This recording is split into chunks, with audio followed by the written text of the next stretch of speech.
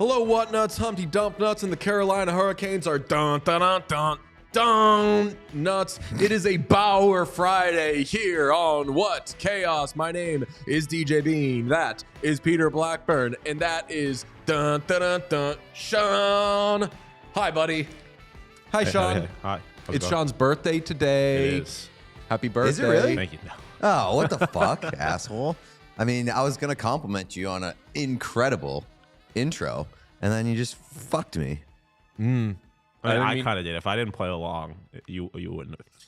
It would have been fine. Big news on the DJ fucking front. Ooh. Went to TD Garden yesterday. And Didn't get fucked once. I would argue that you kind of did. The Celtics fucked Boston you. Celtics fucked me Yeah, I was bad. going to say, you did get fucked. I'll tell you what. I kept DFSing on them too. I kept chasing them. I was like, oh, this is easy. I turned to my friend in the third quarter and I was like, so here's the good news. Celtics are in a close game against the Cavaliers. Donovan Mitchell's not doing anything though. So the Celtics are going to run away with this game because like it'd be one thing if Mitchell's going off and I can wrap my head around why this is happening. It's just Celtics aren't making shots. As I was saying that sentence, Donovan Mitchell hit a 3 and then finished the game with like 35 points. Donovan Mitchell is a dog. I fucking love Donovan Mitchell. Can I yell at the chat real quick? Because a couple of them hit me with muted again. We weren't. Fucking with you? We weren't. I love that move by the that's chat. good behavior. That's cool behavior. Yeah, it's good move by the chat. I mean, it is until I start pressing buttons trying to fix things and I create problems that didn't exist. And also, everyone's wishing me happy birthday now. Hell yeah. Birthday's Happy not birthday, for another Sean. 2 months. On the behavior front, could you go to the What Chaos Twitter and pull up the picture that I believe Pete threw out there asking about behavior? Forgot to tell you to get that in there, but I had a little back and forth with some whatnuts about the level of behavior there. Mhm. There was a woman with a sign that said, was it come to mama? Come to mommy. Come to mommy. With a lipstick stain kiss on the sign. So I got to say, I'm a big nice touch guy. I love when something is a nice touch. The lipstick on the note, it's a nice little touch. It's extra horny. So in this case, I don't think it's a nice touch. I think it's bad behavior. I think that you can't just fucking like these are not pieces of meat. And also this young man is confused. He is very confused. Also, Avalanche fans in Dallas. So that could be a very genuine come to mommy because they're behind the Colorado Avalanche penalty box. It's just way too horny. It's my same position as the suck me off jersey. It's like, why are you so horny at a playoff hockey game? Do you think that was made for Josh Manson? That would be wild. Because if so, that's just like unequivocally bad behavior. Stalker behavior. You can't say I'm going to the game sitting behind the penalty box in hopes that Josh Manson takes a penalty, and then I'm going to hit him with a bit of a nice touch note that says "Come to mommy." Well, here's an idea. What if that woman saw the famous woman behind the Dallas Stars bench? I don't know if you know who I'm referring to. I'm aware. The woman with the large breasts. Heaving breasts? The heaving breasts, yes. Maybe she saw that woman and was like, this is an important playoff series. Got to even it out. Got to bring some horniness from the Colorado Avalanche side. I'll tell you what. I have an affliction called attention deficit and hyperactivity disorder. And with it comes a superpower that when you are focused on something, you can take that in and understand it better than the average person. But the downside is sometimes you just don't notice other things. Mm-hmm. I, oddly enough, never notice the woman with heaping breasts behind the bench. I always need it pointed out to me by Twitter that you see that person behind the bench, because I, knowing ball as I do, am so locked into the game that I truly do never notice that. I think there's a word for it. Are you asexual, gay? What are you saying? Yeah, the second one. You're not gay if you don't see. I mean, I'll be watching a game with a gay person who's like, "Do you see the woman with the heaping breasts?" Famously, boobs are the one thing in the world that everybody loves, including gay men. There's a word for what this one's doing, Sean. What do you think? I can't get in trouble if I don't talk. How would you get in trouble? How did I called Mike Felger gay on the radio. I didn't call him gay. I said that people called him gay. Yeah, that is an important clarification. Yeah, because he was doing the thing of like, oh, DJ comes in here and he does this weird thing, blah, blah. And I just told him like, hey, remember back in the day when you were on a show with a bunch of old cranky bitches and everybody was like, what's this gay weirdo doing? Get him out of here. You were the fucking cool one, you dumb idiot. And now you're the old cranky bitch. I called him a bitch and I called him a penis. And that's it. ADHD and horny disease. And horny disease. I thought that's where you were going with the ADHD thing. It was like sometimes. Oh, you can only see the see the boobs. Yeah. No, I mean, my thing is we've seen that woman behind the Dallas Stars bench going back years at this point, and every time she shows up, people act like it's the first time. Interesting. I mean, every time a woman has her breasts out at a sporting event, people act like it's the first time. It happens all the time. Like it happened in the NBA playoffs at the beginning of the playoffs. I mean, I'm in a relationship and have been in a relationship for a while. Boobs don't get old, even if they're the same boobs. So that's the beauty of boobs. Boobs don't get old, but I mean, if you're the oh my god about really anything, relax. Too much. Don't make it your entire personality. Saw a lot of discourse on the internet yesterday about Seth Rogen and how weed is his entire personality at like 42 years old. And so that's not good behavior. Getting on Seth Rogen for weed being his personality is not good behavior. It's Seth Rogen. Like that's he made his whole career. Like what did you think he thought? Even if I doubt it is his whole life. But even if it is, but I'm pretty sure his whole life discourse was centered around like he started his he has like either a stand-up special or some sort of special. Hilarity for Charity. At the Hollywood Bowl. And like at the Hollywood Bowl, he lights a gigantic bong. And it's like this whole spectacle. And so like I get that part of it where it's like, dude, we get it. We know you like weed. Like, yeah, I gotta say, don't go to the show. DJ Defense Crew out in full force today. I mean, I knew Pete's been starting a little aggressively these last few shows, which is weird because I'm used to doing anything and people being like, fuck DJ. Boob talk brought to you by Bauer. Today's episode Someone said, fellas, is it gay to not ogle women? That's what Pete was basically saying. Yeah, pretty much. Today's episode is brought to you by Bauer. It's a Bauer Friday. Yes. Shout out to our friends at Bauer for sponsoring today's episode and every Friday episode through the playoffs, or at least through May. Go to Bauer.com, use code FREESHIP, WC, for free shipping on anything that you order there, and go to your local Bauer retailer to get started and find all the hockey and training equipment that you could ever want. We love you, Bauer. We have Paul Bissonnette on the show today. It'll be very fun. Got some important questions that want to ask that cutie pie. Definitely want to get into hit chat with him because he seems like someone who wants to fucking die. He hates hit chat.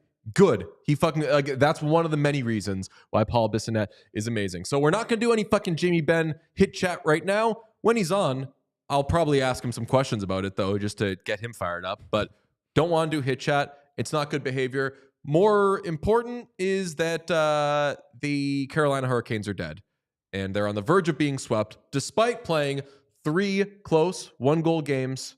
What? You're saying they're not dead? No, I'm saying, are they on the verge of being swept? Because history would tell us when the Hurricanes get swept, they don't always get swept.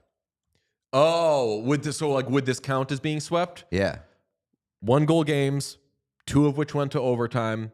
Rod Brind'Amour, I think, is going to feel that this was an even better series than last year. They're getting better. Problem. They're getting knocked out earlier, but they're getting better. That's the problem. Like, I think that he used his bullet too early. This could be the year in which you say we got swept, but we didn't really get swept. This year might be closer than last year. It's just, to me, though, like the story is the book is the same on the Hurricanes, right? I don't know how deep we want to get into it. Right? Are you ready to go? We're talking. All right, let's do it. Yeah, the Hurricanes, same book, right? Like too many empty calories from the perimeter. It's not always about the quantity of their offensive chances, their shots. It's about the quality, and I think the Rangers are dominating them in quality. That's okay. I mean, again, though, there's still, it's taking overtime for the Rangers to beat them. I don't have a problem with how the Hurricanes generate their offense. And in fact, if the Bruins are to survive their second round series with the Panthers, I would still, if I'm the Bruins, rather play the Rangers than the Hurricanes, because the way the Hurricanes generate their offense, which is low to high, get shots from the point, funnel stuff to in front, that's how the Bruins are giving up all of their goals. That's like the only way to beat the Bruins right now. So if the Hurricanes could somehow get out of this series, I think that maybe they could have a chance in an Eastern Conference final. Like, I don't think that they're playing horrible, that they're getting their asses kicked. I was getting texts last night about, are the Rangers really this good? Are the Hurricanes really this bad? I don't think it's either. I think that the Eastern Conference is mid, and that these are the two of the better teams in the Eastern Conference. Two upper echelon mid teams are playing close games. One of the teams has won all three of them. Good for the Rangers. They're 7-0 to begin the playoffs. Unbelievable behavior for a President's Trophy winner. The Hurricanes just don't really have good goaltending. So that to me is more the difference than like, their offense sucks. Gensel has still been a godsend for them. I'm not saying that their offense sucks. I think it's definitely worse. You're starting to see some of the same old problems pop up for the Hurricanes. That's kind of what I'm saying. And I mean, to me, it's kind of crazy to say that you'd rather see the Hurricanes next round if you're the Bruins, just because, I mean, it's crazy to say the Bruins are getting in the next round at this point, but 5. no, it's like the 5-on-5 play is not that far apart. It's very, very close. The big separating factors are, number one, Igor Shesterkin is playing out of his mind. He looks fucking amazing. And the big second thing is the special teams. Special teams, the Hurricanes are getting run out of the fucking building. They gave up 3 shorthanded breakaways yesterday, shorthanded goal. Shout out their penalty kill, or their power play coming alive. Did they not score a power play goal last night? I don't think. Did they score a power play goal last night? I don't think so. I thought they did. Carolina Hurricanes? Unless about the Carolina Hurricanes. I have brainworms. I thought they finally got They gave up a shorthanded goal. Like, they definitely Well, that's happened. Well, power play goals are being scored on their power play. We know that. No power play goals. No power play goals. Their power play looked terrible. I think they're like 0-15 or something. Yeah, like that their power play looks terrible. And didn't look good last night at all. Shorthanded opportunities the other way, gave up a shorthanded goal. I think they're being outscored either 5-0 on special teams in this series. So between that and the goaltending, like, you're talking about pretty even with the New York Rangers at 5-on-5, but much worse special teams and much worse goaltending. And that's a big difference. Yeah, so this more so than last year is they're not getting that outplayed. And obviously the special teams has been terrible. I don't know why I thought that first goal last night was on the power play, but I was half watching it while watching a Celtics game. So that's on me.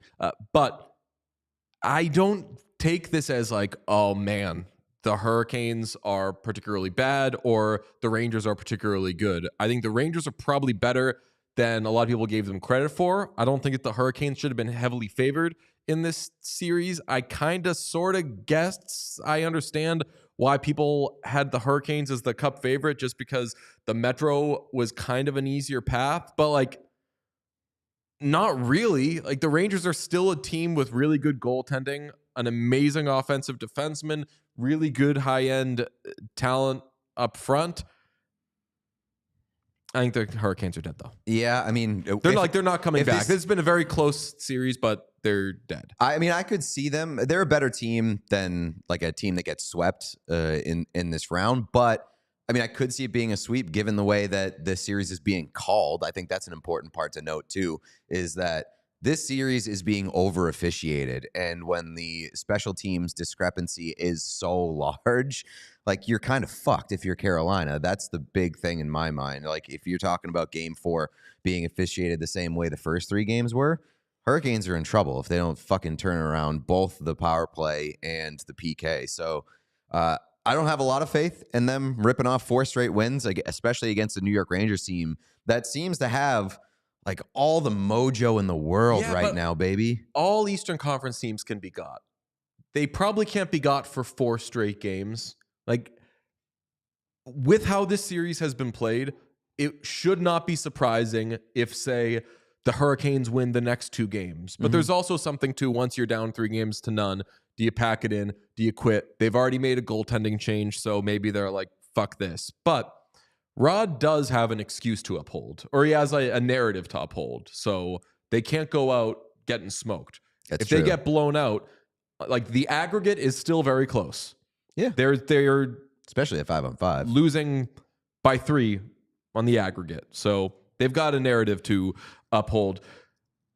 We need to do a Tony DeAngelo friend watch because he dropped the gloves last night and everybody was like, mister, you dropped something. This has been a tough series for Tony DeAngelo, both like on the ice and optically. And I know that it's really kind of hard. He's had tougher times. That's for sure. But it's hard to hurt Tony DeAngelo's optics, even like from like a baseline standpoint. So for him to come away from this series being like, he looks pretty bad.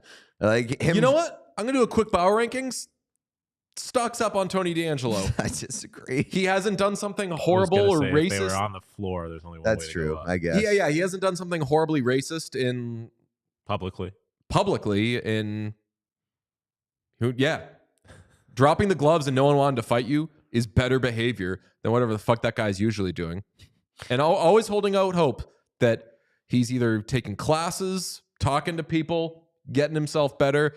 It still looks like, by and large, Tony DeAngelo not doing great in the popularity department. No, definitely not. The friend watch is a good topic too, because Vincent Trocheck, I don't know like where his friend watch stocks are at, but like just going right in Sebastian Aho's face and with like the cruelest celebration I've ever seen. Yeah, hard. But Trocheck is hard. It was great. I mean, I loved it. Incredibly disrespectful. Trocheck is like a 100-year-old version of this year's Matthew Tkachuk, where people are like, ooh, Trocheck's not that old. That guy's a nasty little customer. He's like 29, something like that. May as well be dead. Yeah. No, I didn't know that he had that sort of game. He's got to be older than that. He's got to be like 30. He's been 30, Deej. Close enough.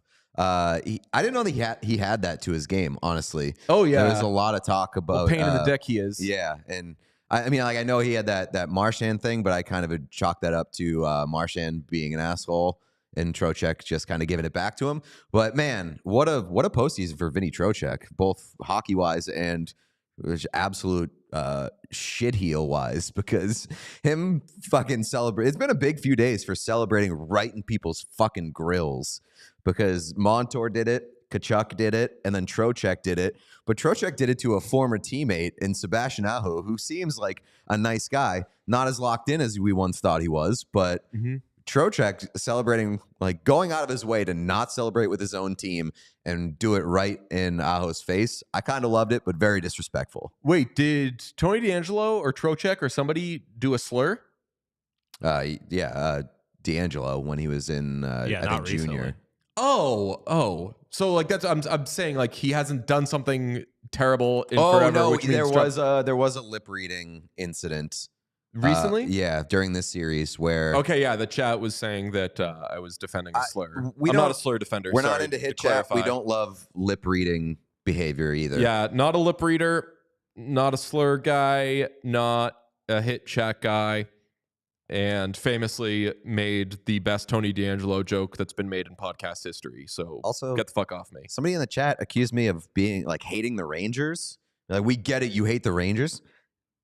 I mean, I hate like who owns the Rangers, but I got a guy yesterday that was like hilarious that DJ is going to make this Stars win about how Georgiev quote unquote sucks. I saw that. When in reality, blah blah. So I quote tweeted him and clarified, hey, the whole Georgiev thing was me being mad about how NHL's website was coded. It has nothing to do with Georgiev. I have no problem with it. And then that guy, who's probably a whatnot, shout out Mark, liked it and was like, so it seemed like all was good. And then I replied to my quote tweet with, I I was just tricking that guy. I'm going to make this about how Georgiev fucking sucks. We did get some pushback on episode a couple days ago about like how much shit we gave Georgiev after game 1. And they were like, it wasn't his fault. So when did Georgiev become a fucking sacred cow? I have said for a long time. Even in that moment, like the around the All-Star break, there were a section of Avs fans that were defending him. Dude, but then there was a section of them that were like, he's not that good either. I'm an Avs guy right now. Yeah. Denver sports fans are very sensitive. They want national acceptance because people don't pay attention to them. They do it with Jamal Murray, who might be the most overrated player in basketball, and they do it with their Avs. They just want people to love them. I'll say it right now. There's not a team in the playoff bracket that I dislike. There's not a single one. There's typically a team that I'm like, don't have time for these guys. Get them out of my face. Like, no disrespect. I just don't really like the way they play hockey. There's not a single team left that I don't enjoy watching. I was going through it yesterday. I like all of the potential conference final matchups. I think they would all be fun. I think that Rangers-Panthers would be fun. Rangers-Bruins would be fun. Bruins-Hurricanes would be really fun. Because I think we all know how that would end. Really, Hurricanes, anybody would end. I had a banger of a tweet last night that I knew nobody was going to get, and nobody got it, of course, which is, sometimes if there's like a hard-fought series early on, you say, oh, well, this was that team's Stanley Cup because they gave it their all, blah, blah. This round is the Hurricanes Stanley Cup in that. Or I'm sorry, the Hurricanes Eastern Conference Final, and that they're fucking getting swept. But look at some of those potential matchups.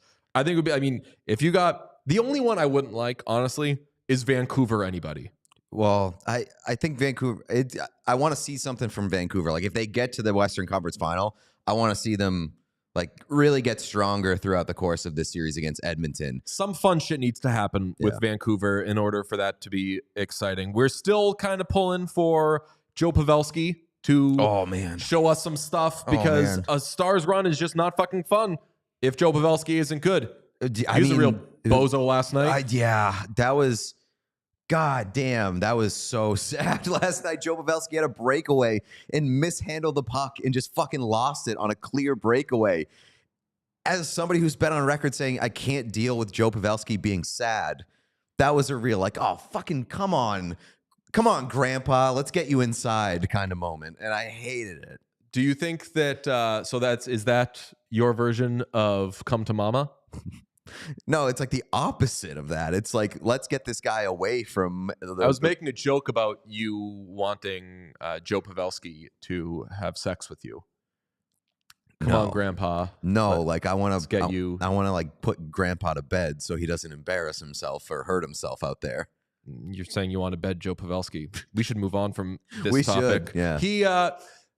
We should get Joe Pavelski on the pod, though. If they win, we should be like, hey, congratulations, Stars. Can we get one of your players, Joe Pavelski? And then we have him on, and we're like, how you doing? How are you? Are you asking how you doing with like the grimace is so disrespectful. Are you is Jason Robertson locked in? That's good. How are you? You been hanging around? Jake Ottinger's been really good. Just start talking to him. Okay, bye, Joe. Asking him about his start talking to him like he's already retired. Like, so what do you have? What do you have next? What do you got coming up? Yeah. Anything you want us to plug? Stars regular season tickets go on sale. No. Like, it's like after that. No, Joe. After that, at Stanley Cup Final Media Day, Joe Pavelski at the podium. I'm like, so what do you got coming up? He's like, hi, Joe. Like the 4 to 7 games. Yeah. I just want to go to press conferences now. Just like get the mic, like as they're handing it to us. Like, thank you. Joe, hi over here. Hi, Joe. Hi. Why are you at the podium? Because they send 2 guys to the podium. It's usually the guys that played well. Hi, Joe. Sorry, someone must have requested you. I don't know if they're working on something. All right, this feels too mean. I love Joe Pavelski so much, and I'm rooting for him so hard. But we need to keep talking about how Joe Pavelski is not playing well and how we want him to do well, because I texted you last night. Yeah. When Joe Pavelski breaks out, which he's probably not going to do based on the way he's played, but he could. It's going to be a fucking party, and we're going to be like, we believe. We're the only podcast that said every day he was playing really poorly and pointing that out. we fucking have our finger on the Joe Pavelski pulse. Shout out, doctors probably will too. He's old. Pulse. Making sure. Yeah, it just feels like we're leaning too far into the be mean to Joe Pavelski so we can celebrate him when he breaks through. Well, if you're ready to soak up summer vibes and unveil your ultimate beach bod, you're in luck because our friends at Manscaped have you covered from head to toe with the Performance Package 5.0 Ultra. This is what we love about Manscaped. They are always improving. They are the iPod of shaving your areas. The Performance Package 5.0 Ultra is the ultimate all-in-one grooming kit set to have you looking and feeling your best in the summer sun. Trust Manscaped and unlock the confidence you need to turn heads this season. Join the 10 million men worldwide who trust Manscaped.com for 20% off plus free shipping with code WhatChaos. Let's make this summer your smoothest yet. It is truly the best. They've sent us the hedge trimmer, the beard hedger. The beard hedger. There's Manscaped products are so popular. They've got 1,000 nicknames. I think I am going to use the beard hedger to shave my head. I was talking to you about that before. I don't know if it's good behavior. I bet it's great behavior. I bet it works so well. I bet you could use. It just looks like a really nice electric trimmer type deal. And if it's dark out. And if you need, I was going to say, if you need LED lights. Well, and it's nice because the beard hedger has like a dial on it that you turn to change the length. So, because I'm not a barber, I can have a little bit of control over how long my hair is going to be if I do decide to shave it off. We should do some sort of like Mr. Beast style thing where I lit an entire house using Manscaped trimmers. I bet we could do it. I feel like that's a good way to start an electrical fire. They're cordless. That's right. And they charge wirelessly.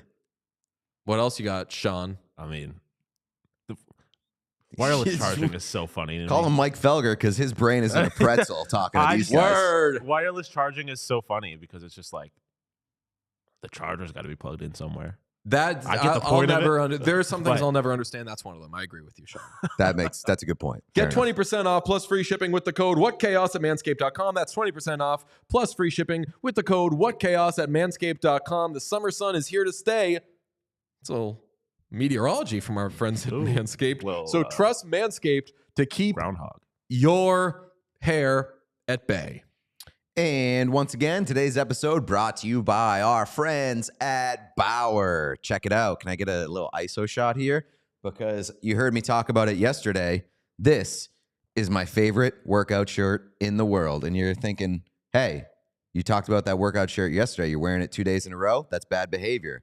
No, my friend, because they sent me one of these and I loved it so fucking much that I went on their website and I bought another one. That's how you know it is incredible. So shout out to our friends at Bauer.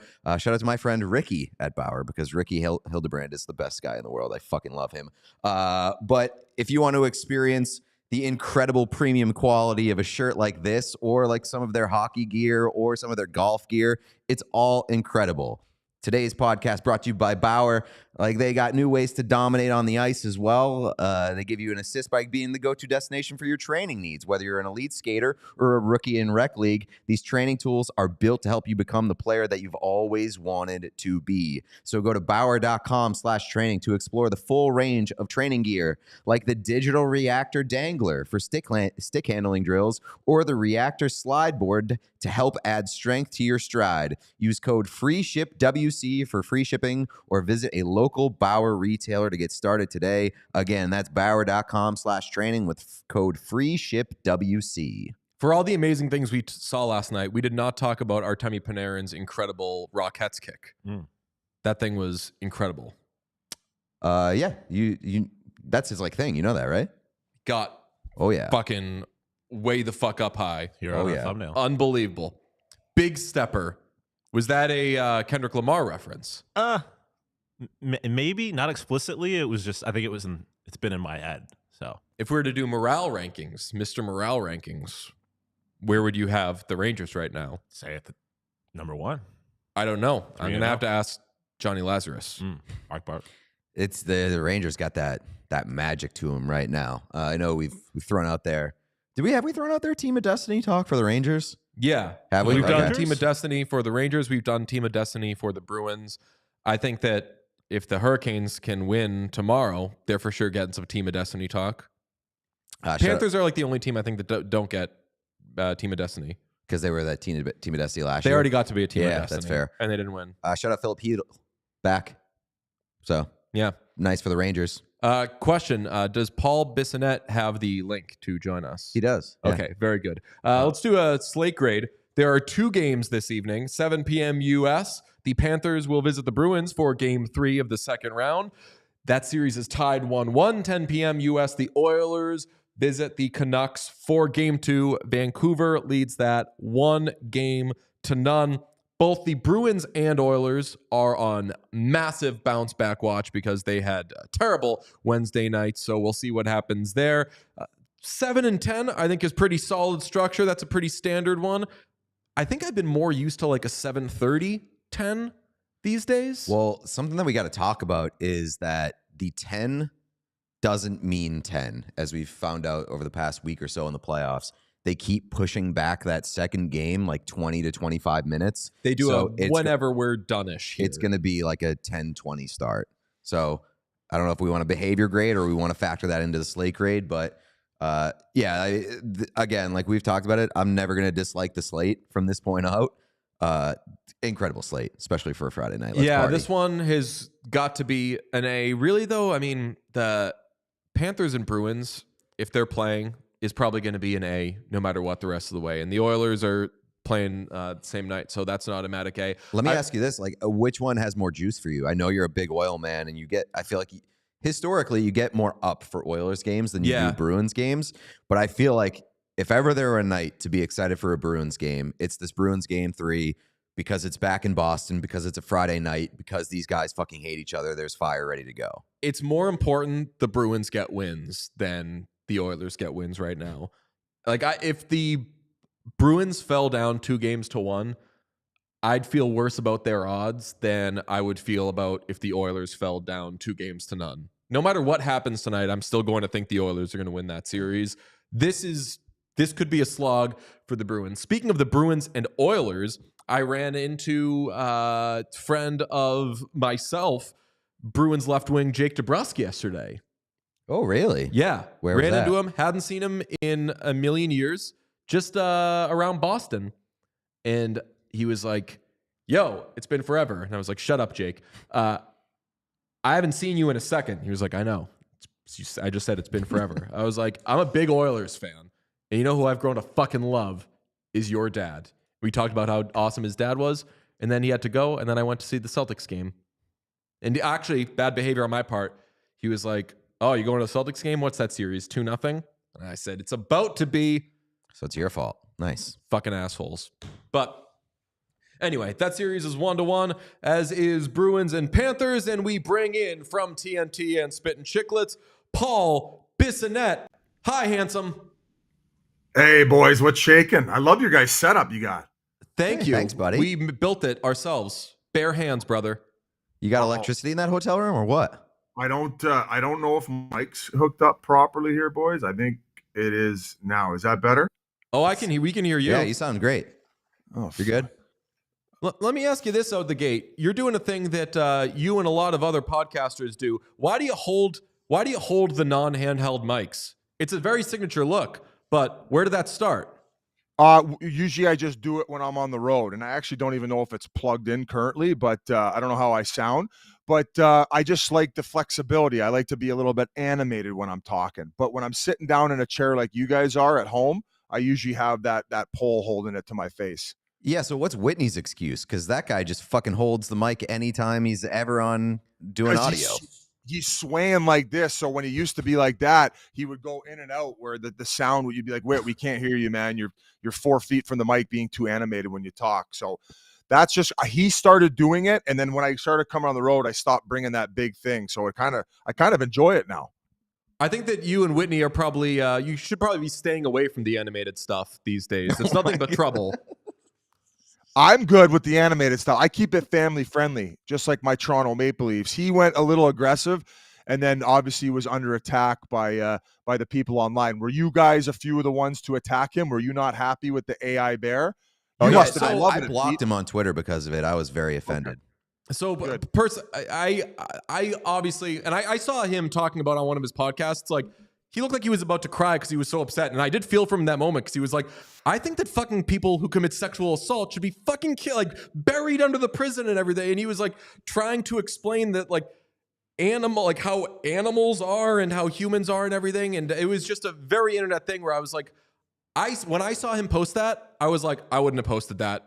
But I also didn't think he was like advocating for something so horrible. And then it did lead to a conversation where like people had to tell people like, hey, you know how animals operate different than how humans operate. And then people who were saying that were being accused of taking one stance. And it was a big old, how the fuck did we end up here thing. It turned into a full-fledged gong show, boys. And I think that most people just take it for what it was, and the fact that everyone thought that the Leafs were getting bent over by the Bruins, and then there we were. That was like, I mean, I think during COVID times, that might have been a straight up cancellation where most people have seemed to come back to sanity, where they can take things for what they are. Let me ask you this, nice little transition here. You're a bit of a wild man on the air. And especially in their first few years, how close have you like come to getting in trouble with the execs, the suits? Yeah, they've like, we call them pee-pee whacks in our industry. Like, you know, when you get called into the coach's office, like, hey, what'd you get chirped for? Losing your guy in the back check there? Yeah, I got a pee-pee whack. But yeah, I mean, I it's hard. It was hard going from the podcast to live TV, where you're kind of just, now you have to run it through a double filter, as opposed to when you're on the podcast and you just kind of let it fly, and you're not really, I guess, forcing people to come there. They have to click. So it was definitely an adjustment, and there was a lot of pee-pee whacks in the midst of it all. And I've been okay lately, knock on wood, but I don't know, man. It's just all fun and games. And, if it ever comes a time where I accidentally cross a line, and I'll apologize and move on. And if it, whatever, it's just kind of how it is. I mean, you say some pretty candid stuff too, Pete. Like, you're not, you like to flirt with that line as well, as we all do for comedic effect. Yeah, but I mean, like, I'm a nobody. I'm on fucking Twitter doing it. I have like bosses who have yelled at me and just been like, turn it down a little bit. But like, you've got big audiences, big execs, all that kind of stuff. So I was just curious. But like, I mean, you're like the quote unquote different guy in hockey media. And so like, I'm just kind of curious as like what your experience has been like transitioning into traditional and carrying a more fun personality to it. Like, that's why we love TNT in the panel, is that it's fun and entertaining and not so stiff. But I mean, for somebody like you, you're kind of putting yourself out there. So I'm curious what your experience has been like. Yeah, I mean, like I said, like sometimes you just don't want to let people down, and I'm very appreciative of TNT and like all the guys I get to work with. Like, obviously we have an unreal, like Liam, Ace, whether it's Wayne, Talk, Hank in the seat. So we all are able to snap it around and really all be ourselves. But I think it always came down to, and I don't say this like with malicious intent at all, but like, if it always just came back to me just going back to the podcast and that's all there was, I would be happy. And then I would just go find stuff to do with my time, other than if like, a network wasn't able to hang on to me because of like the way that I am. So I guess like having that mentality probably like helps me to a certain degree, where it's like, hey, this is kind of who I am and how I come. And if it's not for you and it's not your cup of tea, then no worries. But like, I think we could all agree that I don't think I'm in that chair unless Spittin' Chiclets exists. So I can just go back to where I came from, and the people that like listening to it can just listen to it there, and we can all just get on with our lives. But it seemed to, at least at this point, worked out great. And, obviously figuring things out along the way and trying to make adjustments to not piss them off as much as maybe I did at the start.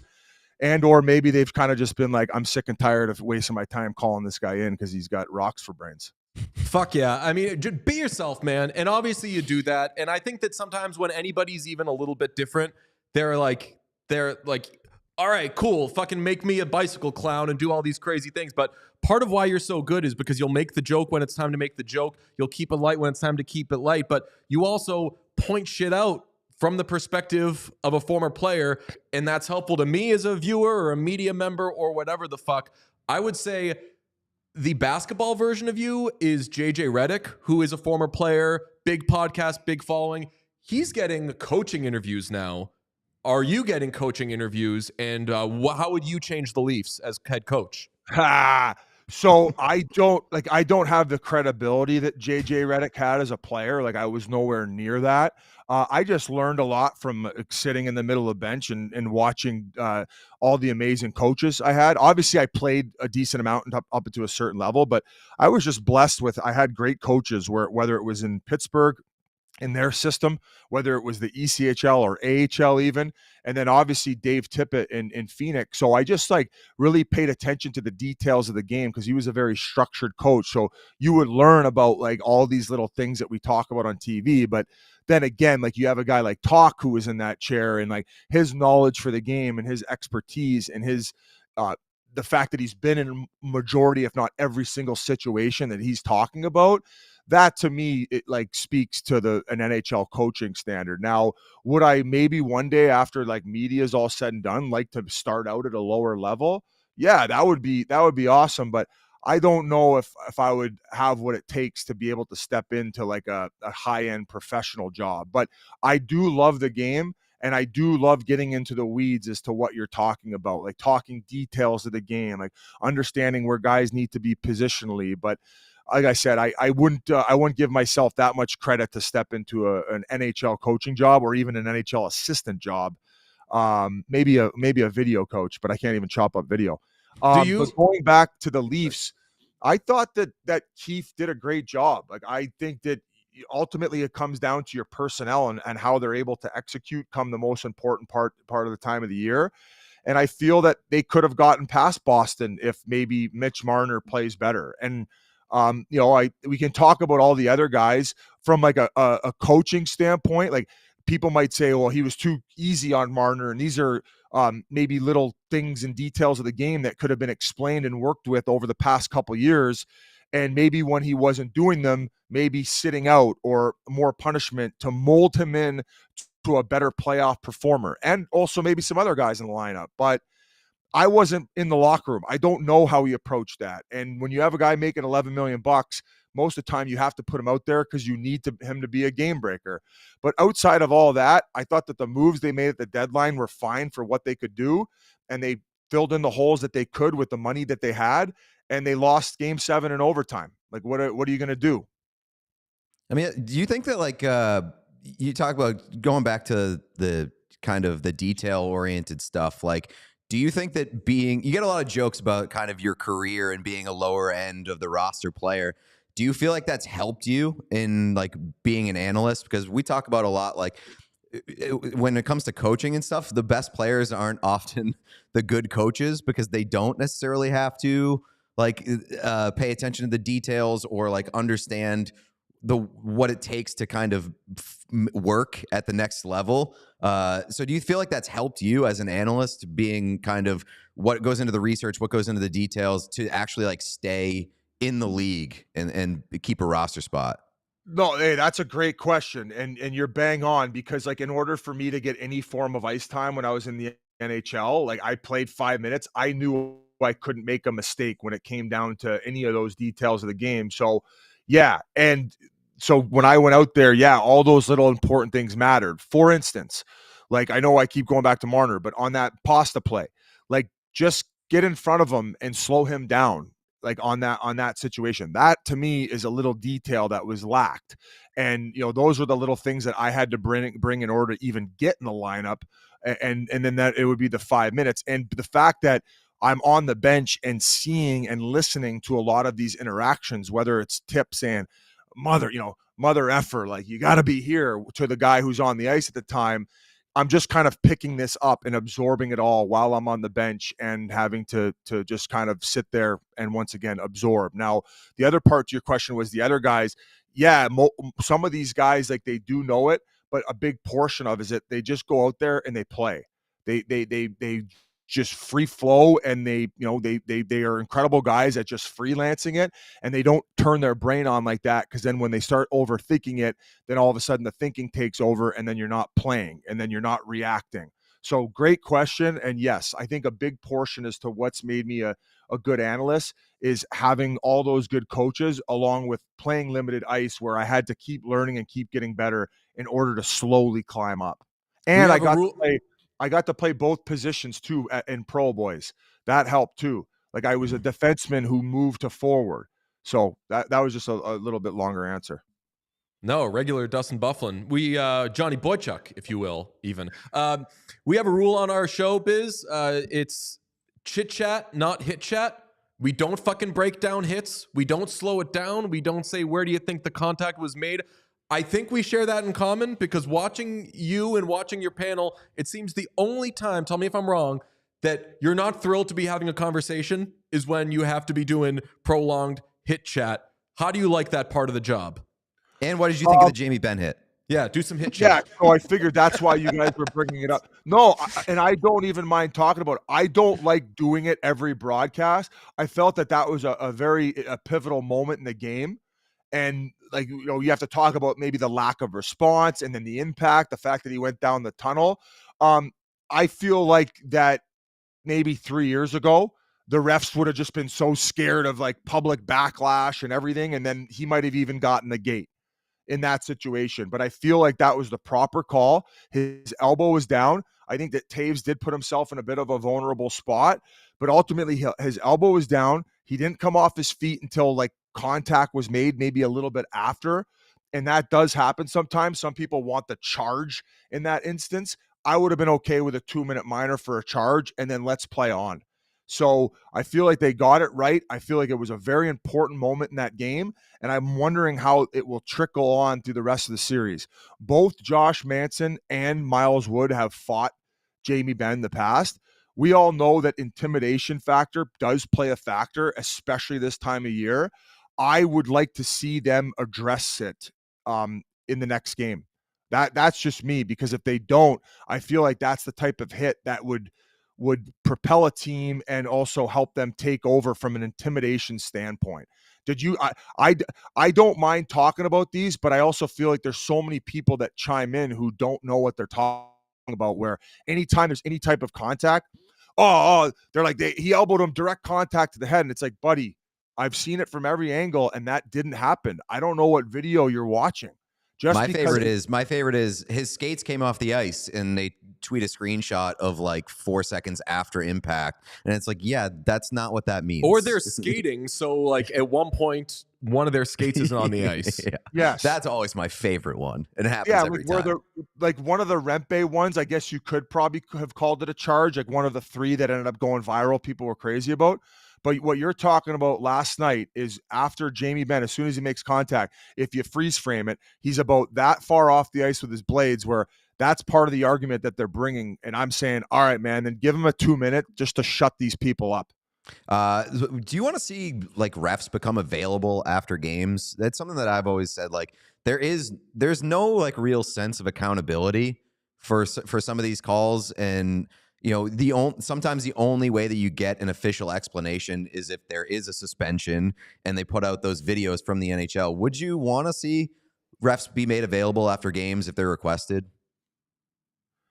I think that everybody would, yeah. Except the refs, maybe. I think they're probably just doing that to protect them. They have that. Is it Jeff Jackson on ESPN? Like Dave Jackson? Dave Jackson, yeah. Oh, Dave Jackson. Michael sorry. Jackson. No offense to that guy, but he doesn't do anything for me. No. I don't know if I've seen him call. I don't think I've seen him yet like land like solidly on one side of an argument. He always plays both sides. What they should do is save themselves a little bit of money. Instead of using Dave Jackson, just throw some Tim Peel tweets up on the screen because those are, you want animated. Holy God.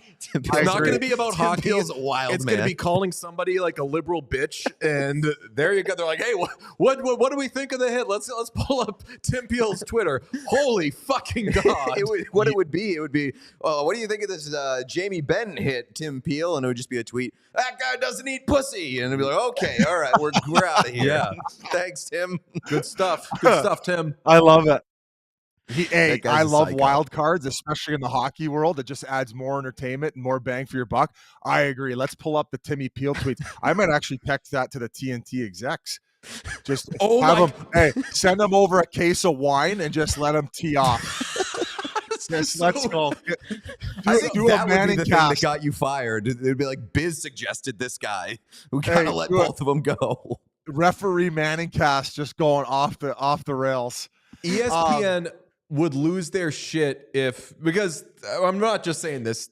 You guys have better coverage than ESPN does.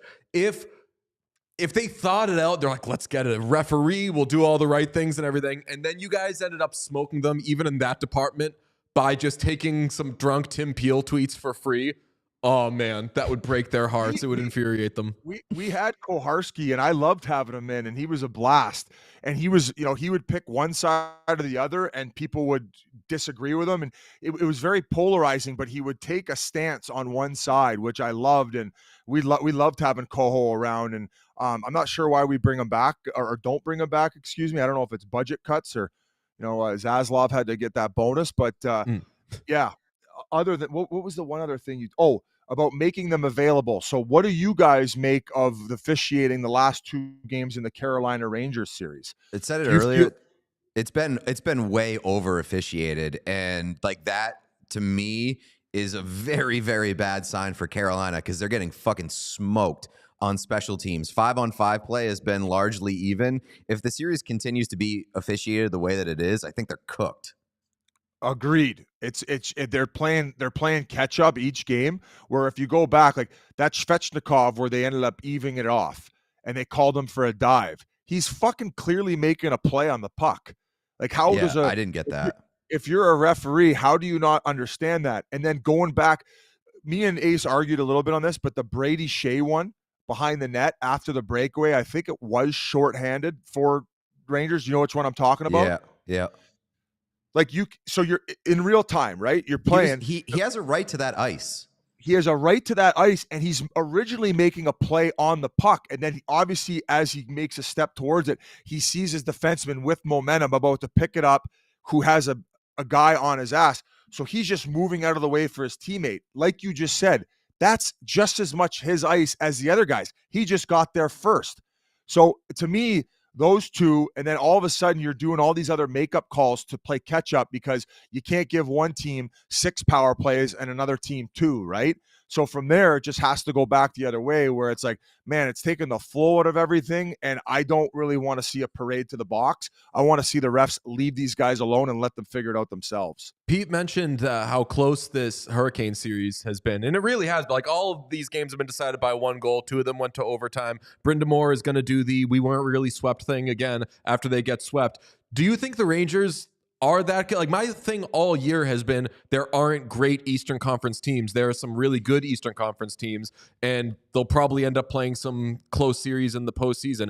Other than Washington and the Islanders, nothing is really no team making a run really would surprise me. Do you think that the Rangers are as good as a 7-0 record in the postseason would suggest?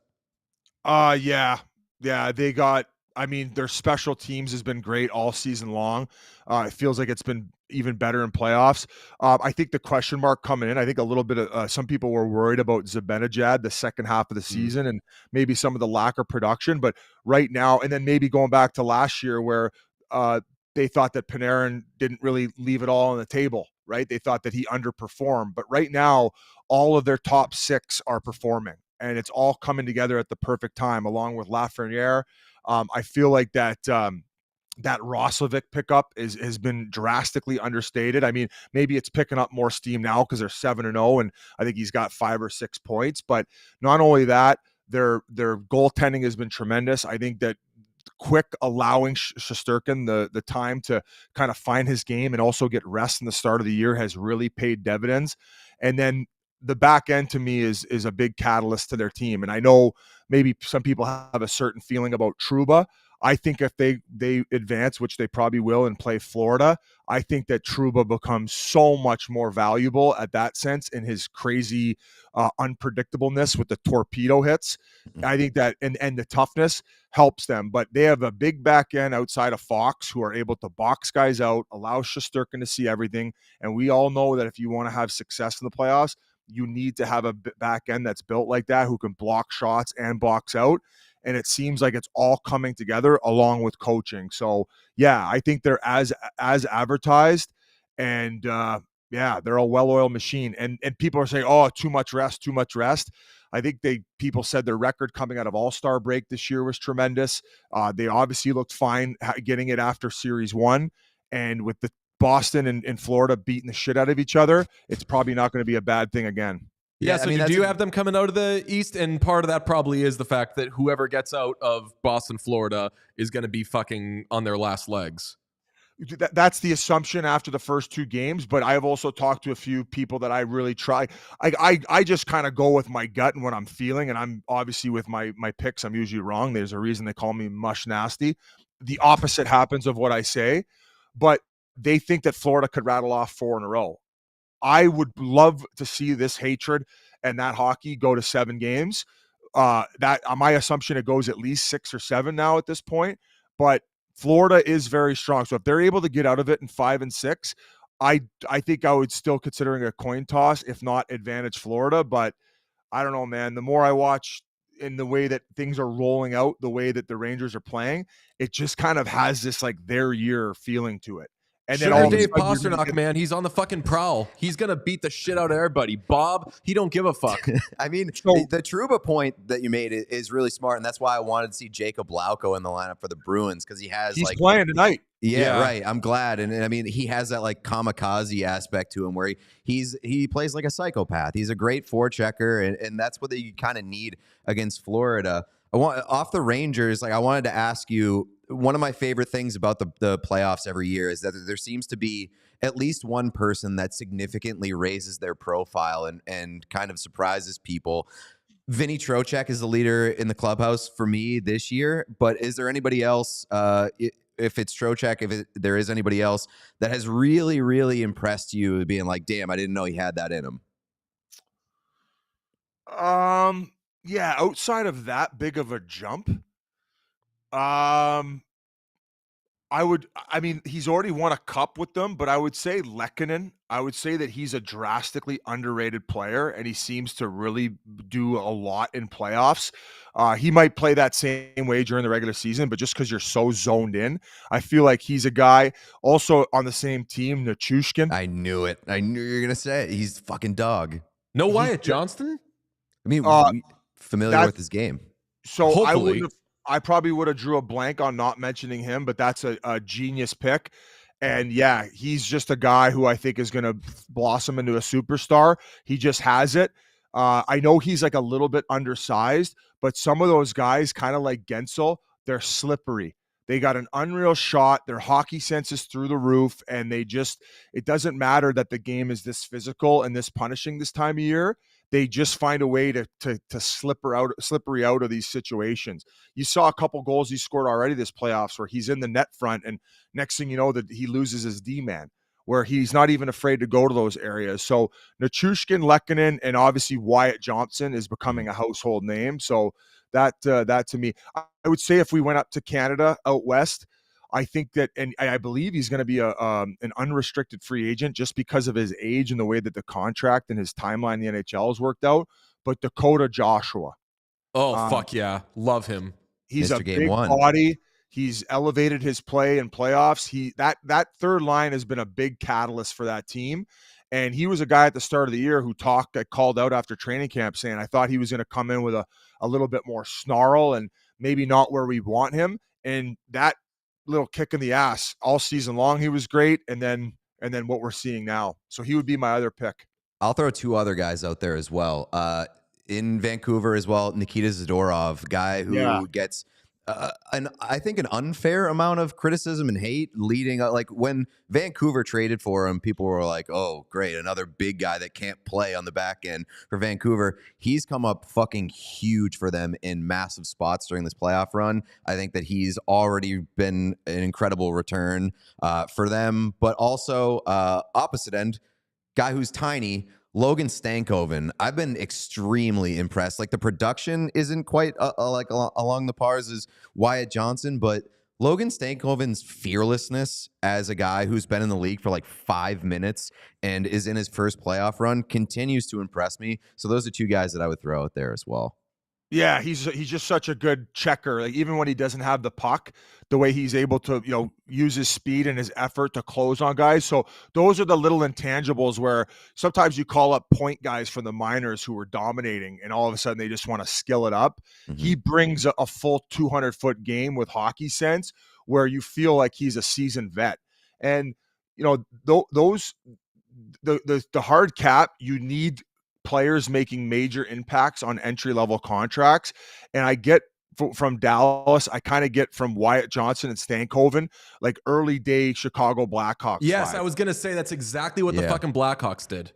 That's it, right? You need those guys who are basically core guys who are making no money and offsetting where maybe you overpaid some guys. But now because you have those, you're not thinking about the fact you're paying Seguin 10 and Ben 10. Because now with those four guys, it all evens itself out. And to those guys' fairness, man, those guys have turned things around over the last couple of years from a sense of not weighing down too heavily on the cap. On the other side of that, we're talking about guys who are breaking out and overperforming. We're a big Asshole Watch podcast. We put teams and players on Asshole Watch. I think that right now the Oilers should be on Asshole Watch for what they did at the end of Game 1. It was terrible behavior, but what teams and or players are you looking at doing the classic postseason? They got to get that guy going thing. I think McAvoy is probably at the top of the list in Boston.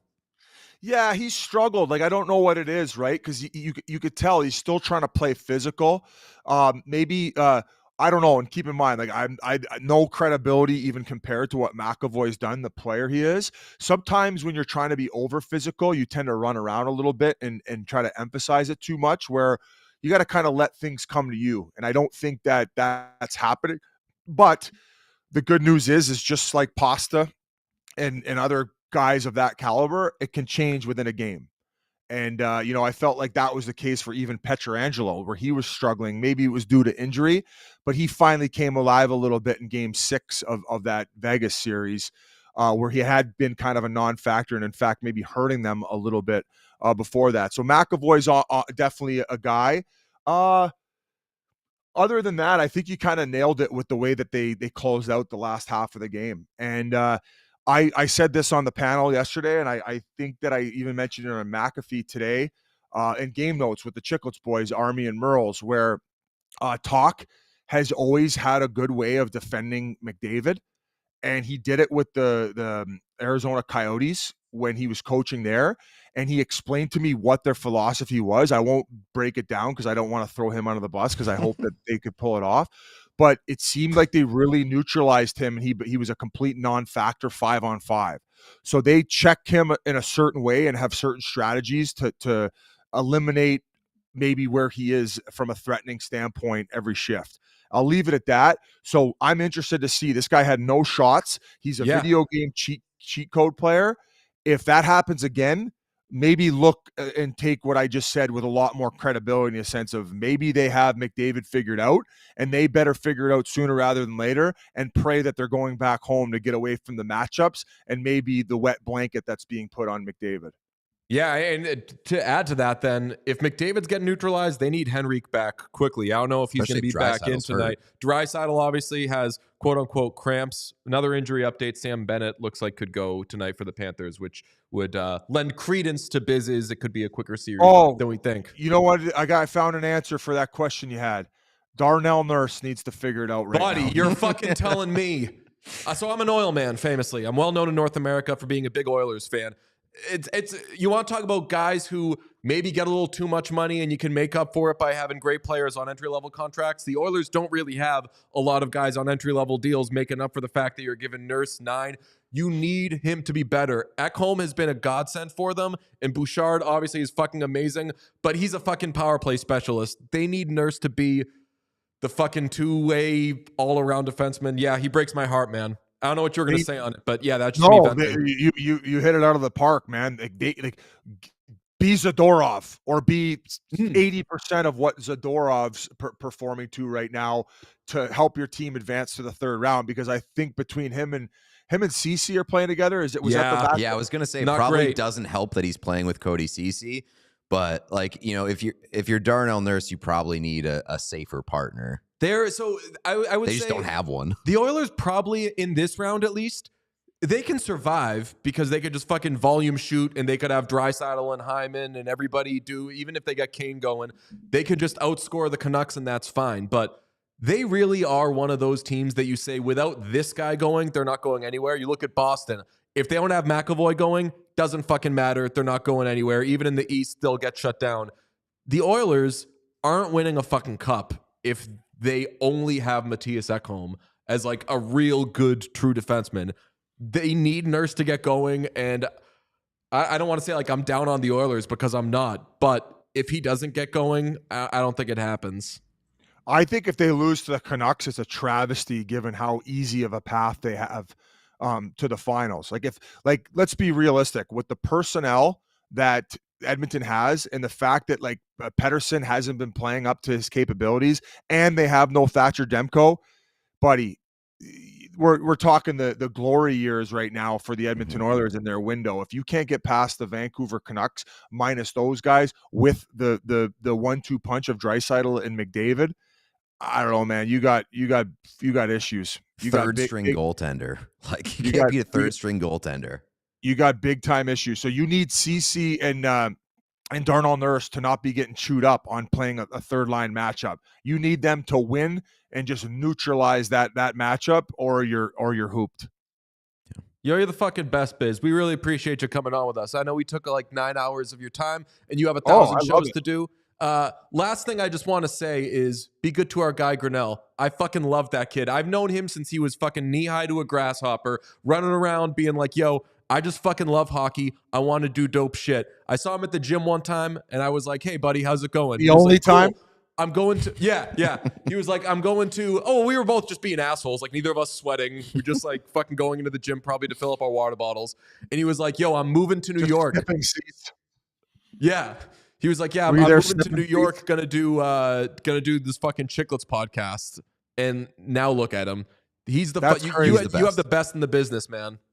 He's awesome. And he, like you said, he just loves hockey, right? So it doesn't feel like a job to him. So when you have guys that are invested and around it and want to be around it with work ethic like that, and also he understands being with Barstool and working with them, he understands the internet. I don't fucking have TikTok. I don't run these accounts. So not only does he help produce and he loves the game and now has input, he helps out growth from that standpoint. So I agree with you, buddy. He's a Swiss Army knife.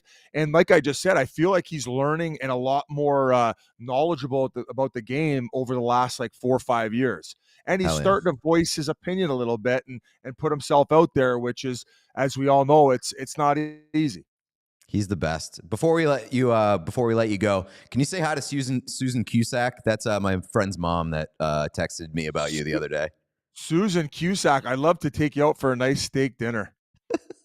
Where does she live? I believe either Connecticut or Jersey or New York or something like that. So that area. Well, I can't wait to bring you out in Connecticut, Susan. Is it Susan you said? Susan, yeah.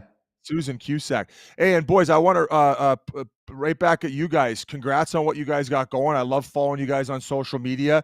You guys are like us. You guys love stirring it up and love fucking around and bringing attention to this wonderful game. So congrats on all your guys' success and keep going, man. It's hockey's an amazing family, and we have some awesome people in media who are helping grow the game and shedding light on it like it should.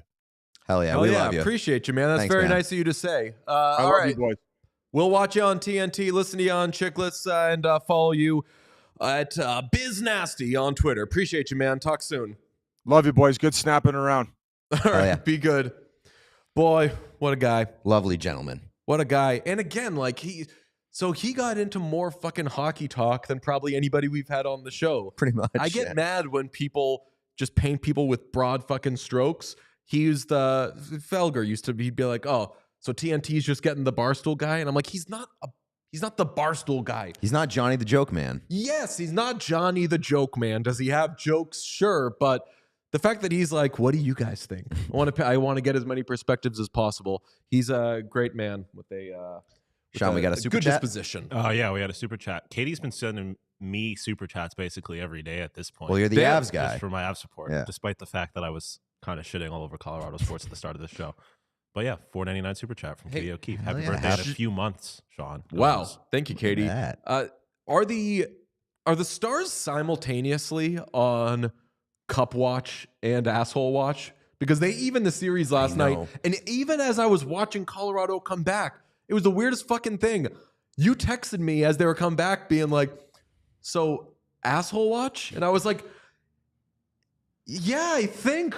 But also I'm like, they're going to fucking win the cup. It's the damnedest thing. Well, I mean, it's a little concerning when you two straight games, you get a solid lead and then you just let a good team back into the game. You got to learn the lesson at some point, right? I know they didn't fully let the Avs back in it, but man, what was it, 4-0? And then they gave up 3 straight goals? The first 7 goals of these games, they've gone up 3-0 and 4-0. And then 4-0. And I was going to say have just gotten out by the skin of their teeth, but they fucking haven't. It's a 1-1 series, which makes the series great. And there's also the Georgiev talk getting thrown around and everything.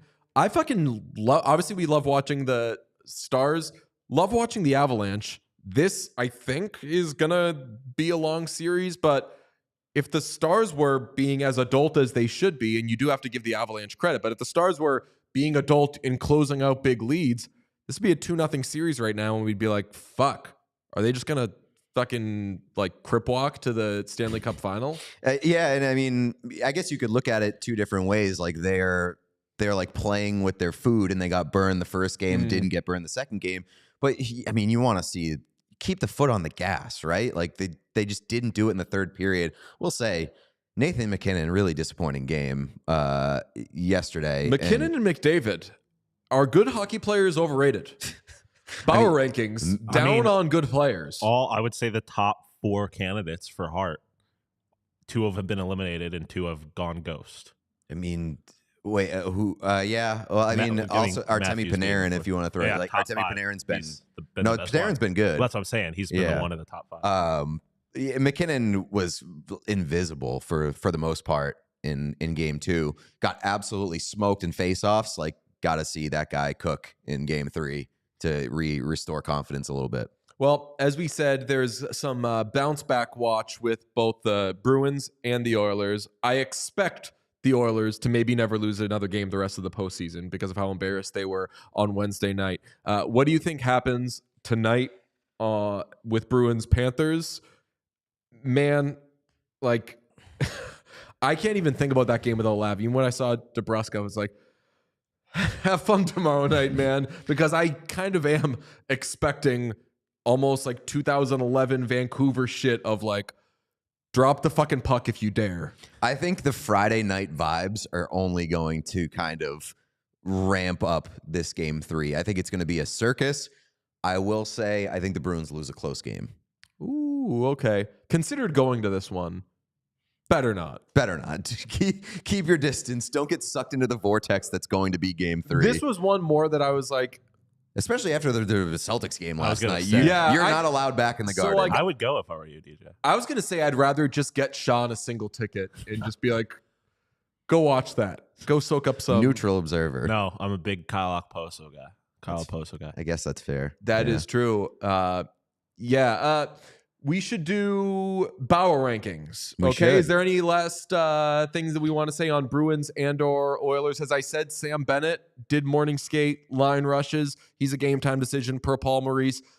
That's a fucking get for the Panthers. And I was saying with game 2, like fucking make hay if you're the Bruins while that guy's out of the lineup because they're going to get a 20-goal score back at some point. But what do I fucking know?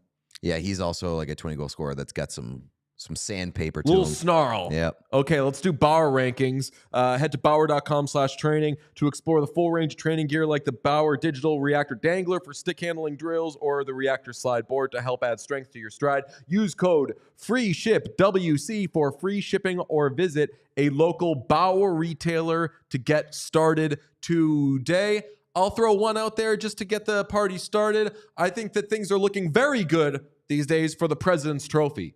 People don't put respect on the President's Trophy name, but I'll tell you what, based on what the New York Rangers are doing, future teams should want to win the President's Trophy because they have the best record in the regular season, and famously, right now, the New York Rangers have the best record in the postseason. That's true, and to build off of that, my stonk's up on New York Rangers goaltenders, plural, because yes, Igor Shesterkin absolutely hitting that next level, making me really reconsider what I think of the Rangers, because I think the Rangers with a hot goaltender are a much different beast.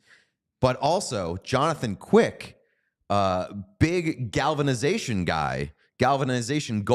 Whoa. During the series, because I guess he was the one that chewed out the Rangers after they weren't playing amazing in a game, rallied the boys. Can we just say stonks way the fuck up? And this happens every postseason. Bad players, and Jonathan Quick isn't bad. He's just old. But like bad non-core players, over the hill, whatever, just fucking giving speeches, doing stuff. Kevin Shattenkirk did it last round before Game 7. And I'll tell you what, you cover teams, talk teams, you do get a lot of these stories with like, hey, so what happened back there? What happened in the room? And it's always like this guy who isn't fucking like if we're going to get at some point like a Matt Grzelcyk story. Well, I mean, I was even going to throw out, like you mentioned Shattenkirk, but I think Pat Maroon has had his fingerprints on this Bruins team. He's had his mouth on. It's not good behavior. I don't know what he was saying to Nick Cousins, but I mean, no matter what he said to Nick Cousins, I'm cool with it. It's fucking Nick Cousins, man. So I think Pat Maroon, like, he's had an impact on this Bruins team. Same with stonks up on bad players. You got anything, Sean? Not hockey related. I don't know if you have more. Always with the jaw. Okay, jibber jabber. All right, the fucking magpie. What do you have? Metro Boomin. Okay. I thought Metro was, as soon as Drake told him to sit his hoe ass down and make some drums, I thought he was done for. And then he released BBL Drake beat and had a bunch of SoundCloud rappers make songs over the beat. So funny. It was a genius move. The only move you had as a producer, and I thought it was awesome. The beat goes crazy. And you got a bunch of random people in like 100 different languages making diss tracks towards Drake now. Exactly. Like you get people that are hungry to get their name out there, take your side regardless of what they think of the Drake versus Kendrick beef. You're like forcing them to take your side. He crowdsourced the beat. Yeah. I think that's an incredible move by Booth. Somebody in the chat says Pat Maroon has his fingerprints on Halftime Pizza, which is right across from TD Garden. Mean. You guys ever do Halftime Pizza? Mm-mm. I don't think I ever have. Really? Yeah. Oh man, I used to do 2 slices of pizza, 2 beers, and let me tell you, everything is bigger in Halftime Pizza. Slices are big, and the beers are very big. Boys are great. You go watch some sports. It was amazing. I was at Sullivan's last night. That rocked. Old Sully's. Just a bunch of people from Boston yelling at each other, having bad energy in there. Wouldn't have it any other way. A little product placement. Stocks way up on Bauer hockey pants because Jim Montgomery is threatening to grab them. The Bruins have had 5 too many men penalties this postseason. 5, yeah. Which I think that they should. And the rest of the postseason, I think they should intentionally get a 6th because that's funny. It's too many men. Too many men's. Says Jim Montgomery, I have to be clearer. I have to be louder. And if I have to start grabbing people's pants so they don't jump when they shouldn't, I'll start doing that. I want to make a quote graphic that says, I'll start doing that. And Jim Montgomery on grabbing people's pants. Hockey pants. Obviously. I like it. I don't know if it's good behavior to grab somebody by their pants. Grabbing people's hockey pants to say, get back here. I know exactly where he's grabbing it to. Yeah, like the little horse collar. Yeah, well, like there's like a little horn that comes up above the tailbone. You just like grab that. He's getting horny. Grabbing people by their pants. Do you think that maybe install, I'm sure the people at Bauer could do it, just install some like coach loops. Like a leash? Yeah. No, just some like little loops that you can grab onto. I think that's a good idea. This is a dumb question. Do professional players do suspenders? Or is that just a kid thing? Fuck if I know. Yeah, neither did you play hockey. The guy who played in the league. I've never seen a pro with hockey pants have I've just never seen them. I've never seen like a pro wear them. Interesting. Stonks down for me. This might be a controversial one. I'm going to say college football 25, the game from EA Sports. Funny you say that. Why? Because you know there was a leak today. There was a leak of the cover. So that doesn't mean anything to me. The reason why stonks are down for me on college football 25, I'm very excited about the game. Don't get me wrong. I've been waiting for it just like everybody else has for like a decade at this point. My stonks are down because we haven't fucking seen any of this game. We haven't seen it, and that worries me. Like we're coming up on this release date, this alleged release date for the video game, and we haven't seen like a smidge of gameplay or like actual tangible game presentation. And I'm sick of hearing about how awesome this game is going to be. I'm sick of hearing how much time and energy they're pouring into it. I need something actually tangible. Chat saying full reveal in 5 days. Talk to me when it comes. Also, it's important that the leak came on the PlayStation Store. So it is like it seems pretty sure like that they're planning on releasing something. Well, good. I'm using my Bauer rankings here to apply pressure. Yeah, show me a little something. I appreciate that. Sean, actually, no, I will do this outside of this segment. Are we good to wrap up Bauer rankings? Bauer rankings up Bose, because Bose sent us some gifts today. That's what I was going to do the same thing. If you had to guess, what do you think I was suggesting we do outside of? Well, we're doing it on the show. I thought you were recommending. I thought you were talking about the. They're not competing brands. I know, but still, the only feedback we've gotten, other than like "don't swear," it's not a big deal. I was trying to do something else. Anyway, Bose sent us a bunch of shit, and it's amazing. Sean, you want to toss yourself on camera? Look at those ultra. Look at those cans. Look at those things. Ultra open headphones. Amazing. Sean, handshake, Dallas Stars. Nice cans. Yeah, I'm like, sure. Yeah. Yep. We got, they sent us the over the ear cans. They sent us the little clip-on ultra things that are like the open spatial awareness thing. I have the ones that Sean's wearing right now, and they're amazing because you can press the button and it says aware, and then you can hear things around you, or you could just do the noise canceling shit. But anybody who knows me knows I do the Bose sunglasses, which don't really go in your ears, and you can hear people in case a dog's about to eat you while you're rollerblading.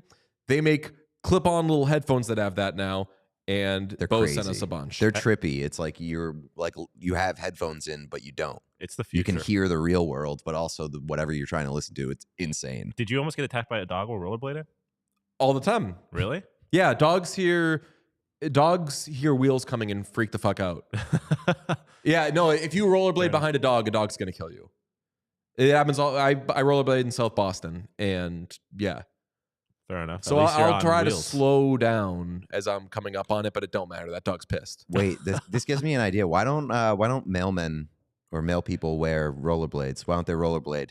Because dogs will kill them. Dogs are already trying to kill them. They got to drive a car. At least a lot for a lot of it. Fair. That part might make it a little. They could park it and. If I ever saw a rollerblading male person, I'd be like, that is the coolest motherfucker in the world. I mean, sometimes they got to go up to the steps though, and I don't want. It's not good behavior for male men to throw, or male women. I'm sorry, male people to throw the mail. My favorite movie of all time, Scott Pilgrim vs. the World. That's how Ramona Flowers. That's like she's a mail delivery woman who rollerblades around. Respect. Yeah. Ramona Flowers, famously. That would be your favorite movie of all time. Is. Massive It Girl.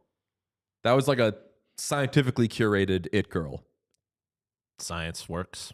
Pro science. Sean believes in science. Let's bring the Bauer rankings back up. Science up. Science doing great. Kind of surprised that, or the whole hit chat thing with Biz was very interesting because he answered the question by doing 10 minutes of hit chat and then being like, but I'll tell you what, man, when these fucking people start talking about hits, fucking idiots. Why do they do it? It's the worst. And I was like, yeah, that's what I was looking for. Exactly. That's my whenever I talk about hits, it's almost always because people are having like irrational responses to a hit, not because I actually cared about the hit itself, but because people are being so wrong online about it that I feel like I got to say something. So I know that I do this, and I had a colleague one time complain that I do it too much. I often react to reactions. Yeah, I'm a big react to reactions guy. And it's like, on some note, it's good because we need to police ourselves as humans. And like, we don't want incorrect misinformation spreading and everything. But also, sometimes you get so far removed from it that you're like, what are we even fucking talking about anymore? And you also have to realize that Twitter is not real life. So, like, reacting to reactions on Twitter or like gleaning a general reaction from Twitter is not real life. Don't glean from there. All right, so is gleaning? Stonk's a little down on gleaning. How are we gleaning with the playoffs right now? Because famously, last round was kind of a tough one for gleaning. It's interesting because I feel like normally the first round is where everybody has their fun and everybody's like, man, this is the best. This is the most entertaining round of the playoffs. And then you get to the second round and maybe things become more adult. Maybe the entertainment value is not quite as high. You start getting into big boy stage. I feel like it's been opposite this year. Like the first round didn't have a ton of things to chew on. It was pretty quick for most of the series. There was some fun storylines, but man, things have really picked up in round 2, and I feel like I'm having the most fun this round as opposed to last round. All right, well, we have busted our absolute asses this week, and I hope that the consumers, the viewers, the listeners have enjoyed and are subscribed everywhere they could be subscribed. Of course, we ask you every day, but please do it if you can. Subscribe to us on YouTube. There should be a link anywhere. If you're following us on Instagram or Twitter, there's going to be a link tree there. Also, just make sure you're following us on the socials. Our Instagram is generally popping off. Pete's been doing an amazing job of populating that shit. When he sees something that's cool, no one's got a better eye for it than him. He throws it up on our Instagram, so follow us there. And then always, of course, the YouTube and Twitter and TikTok where you can get these little mini clips. We'll have everything from this week with Katie Nolan, Paul Bissonnette, Sebastian Aho, whoever else we had on this week will be there. And of course, if any of these games go into overtime, you will see us live on stream. Good job, boys, on the stream last night. Thank you. And before we get out of here, let's do a like spike. Oh, yes. We haven't done that yet. So 3, 2, 1, weekend like spike. Do it for Ramona Flowers. That's right. Weekend like spike. Start off your weekend by hitting that thumbs up right below the video player. Get those likes up. I'm not going to take any. There's Michael Cera, Scott Pilgrim slander. What are people doing there? They're saying that Michael Cera has less range than Eric Goodbranson. Oh, fuck off. Oh, that's such a good diss. That is a great diss. But Scott, Michael Cera was awesome in that movie. He was playing an awkward little dude, and that's exactly what it was supposed to be. And when I said, like, that would be your favorite movie, that was meant endearingly, not insultingly. I mean, even if it was an insult. Fun fact, Michael Cera born on the exact same day as Milan Lucic, Matt Pavelski, and David Bean. Brave Bean. All of us born the exact same day. 2 of us have played left wing for the Boston Bruins. 2 of us have had our contracts criticized. 3 of us are Canadian, and I haven't done any of that shit. Kind of a bummer, huh? Yeah. Happy birthday, Sean. Yes, happy birthday, Sean. Bye, everybody. Talk to you soon. We all silly like the mayor.